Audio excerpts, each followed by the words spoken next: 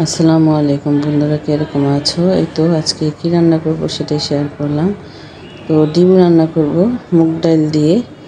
তো ডিম বসিয়ে দিয়েছি সিদ্ধ, আর ভাত এখানে রান্না করার জন্য বসিয়ে দিয়েছি। আর এখানে ডিমটা সিদ্ধ করে এখানে বসিয়ে দিলাম ঢেঁড়স ভাজিটা। ঢেঁড়স ভাজিটা করে নেব। তো এখানে সব কিছু দিয়েই মশলা দিয়ে মেখে নিয়েছি। আর এখানে দেখো ধনিয়া পাতাও দিয়ে দিলাম। তো আমার ভাজিটা হয়ে গিয়েছে, নামিয়ে ফেললাম। এখানে মুগ ডালটা ভেজে নিব, হালকা করে ভেজে নিলে ভালো হয়, অনেক খেতে ভালো লাগে মুগ ডালটা একটু ভেজে নিলে। আর এখানে ডালটা বাগার দিয়ে নিব। এই তো দেখো ডালটাকে বাগার দিয়ে নিলাম। পেঁয়াজটাকে একটু বাদামি হয়ে আসলে ডালটা বাগার দিয়ে নিব। আর এখানে কিন্তু মরিচটা ভেজে নিয়েছি। আর এখানে দেখো বেগুন ভর্তা করব, তার জন্য আমি পেঁয়াজটাকে একটু ভাজা দিয়ে নিলাম। আর এখানে পেঁয়াজের যে ডিমের যে তরকারিটা বসাবো সেই মুগ ডাল দিয়ে সেটা পেঁয়াজ বসিয়ে দিলাম, তেজপাতা আর আস্ত জিরা দিয়ে। আর এখানে ডিমটা হলুদ দিয়ে ভেজে নিচ্ছি, সামান্য একটু লবণ দিয়ে। এই তো এখানে হলুদ গুঁড়ো, মরিচ গুঁড়ো, ধনিয়ার গুঁড়ো, গরম মশলার গুঁড়ো দিয়ে নিলাম। আদা রসুন বাটাও দিয়েছি, আর স্বাদ মতো লবণ। এই তো কষিয়ে নিব, এখন কষিয়ে নিচ্ছি। আর ডিমটাকে ভেজে নিচ্ছি। দেখো মুগ ডাল দিয়ে ডিম দিয়ে কিন্তু ভীষণ ভালো লাগে খেতে। তো আজকে এইগুলোই রান্না করলাম, তোমাদের সঙ্গে শেয়ার করলাম। আর ডিম তো আমার অনেক প্রিয়, আমার অনেক ভালো লাগে খেতে ডিম।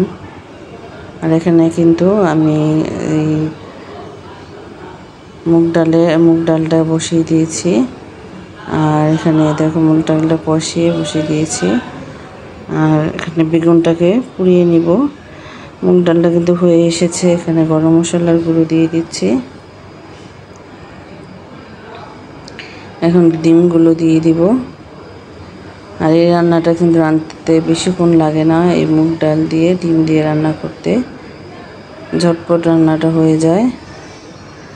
আর এখানে ডিমগুলো আমি দিয়ে দিলাম।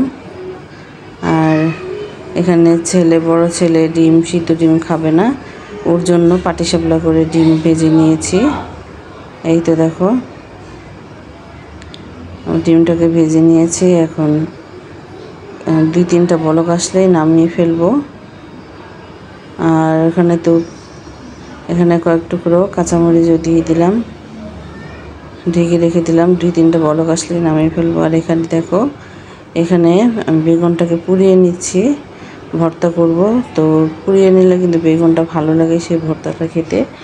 আবার কেউ বেগুন ভেজে ভর্তা বানান, তো আমার কাছে বেশি ভালো লাগে বেগুন পোড়াটাই বেশি ভালো লাগে। তো এই তো দেখো বেগুনটাকে পুড়িয়ে নিয়েছি আমি। এত ঠান্ডা করার জন্য একটু রেখে দিয়েছি, যাতে ঠান্ডা হলে আলু মেখে নেব। এই তো দেখো তো একটু সামান্য ঠান্ডা হয়েছে, তো এখন মেখে নিব। তো অনেকটা দেরি হয়ে গিয়েছে, তো জুবাইর বাবাকে ভাত দিব, এটার জন্য জলদি করে এই তো করে নিচ্ছি ভর্তাটা। আর ভর্তাটা কীভাবে বানাচ্ছি দেখো, অনেক মজার হয়েছে ভর্তাটা। এই তো দেখো এগুলো কিন্তু এই উপর দিয়ে হালকা করে ছুটিয়ে নিয়েছি। আমি যখন ভর্তাটা এই বেগুনটা যখন পুড়া দিব, তখন কিন্তু আমি বেগুনের উপর দিয়ে মেখে নিয়েছি তেল, এটার জন্য কিন্তু জলটাগুলো উঠে যাচ্ছে। আর এই তো দেখো একটু গরম ছিল, তো আমি কুচুন দিয়ে এভাবে করে দেখে নিচ্ছি যে পোকা আছে কি না। না দেখি বেগুনটা একদম ফ্রেশ, পোকা নেই, তো একদম ভালো আছে। তো এই তো দেখে নিলাম। এখন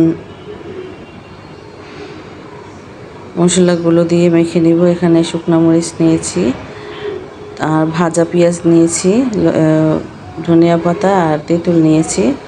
এখন ভালো করে এভাবে করে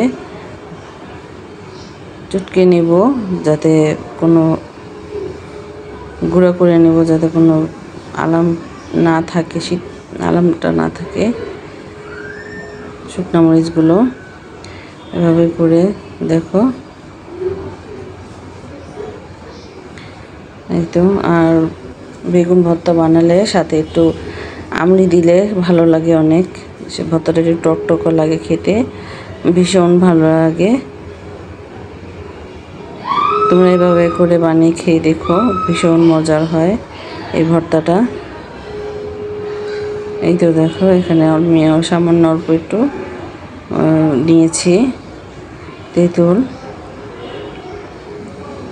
তোমাদের বলে রাখলাম, তোমরা দেখো একবার এইভাবে করে বানিয়ে। 1 প্লেট ভাত শেষ হয়ে যাবে বেগুন ভর্তা দিয়ে খেতে।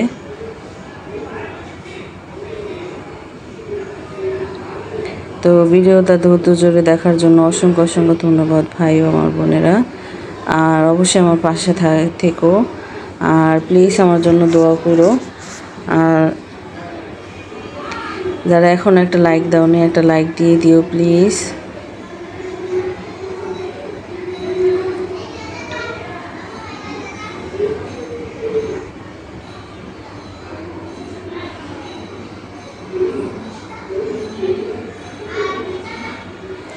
ভালো থেকো, সুস্থ